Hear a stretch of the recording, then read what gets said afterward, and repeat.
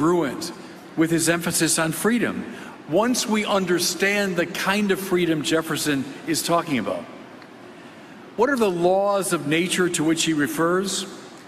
It's this very ancient idea that there are moral principles embedded in our nature, truths that we discover and not invent, life and friendship, art, play, knowledge, religion, etc.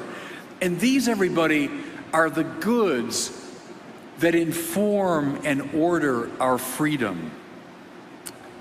Where do they come from? They come, Thomas Jefferson insists, from nature's God. There's an eternal law that stands above the human law, grounding it and giving it legitimacy. Now, may I say, this principle found one of its most powerful expressions in the life of Martin Luther King Jr.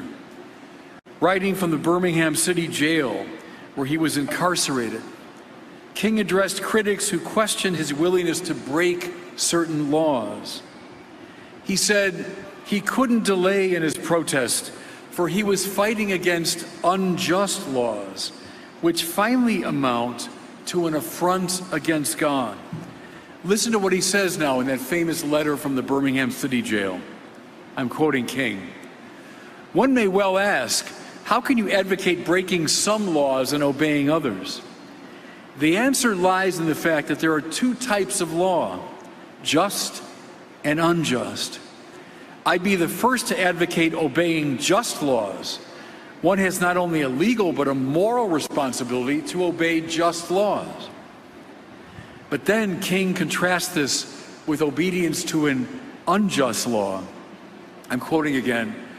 Conversely, one has a moral responsibility to disobey unjust laws. I would agree with St. Augustine. An unjust law is no law at all, close quote.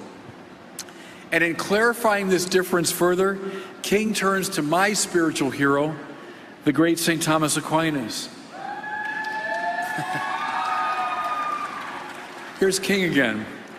A just law is a man-made code that squares with the moral law or the law of God. An unjust law is a code that's out of harmony with the moral law.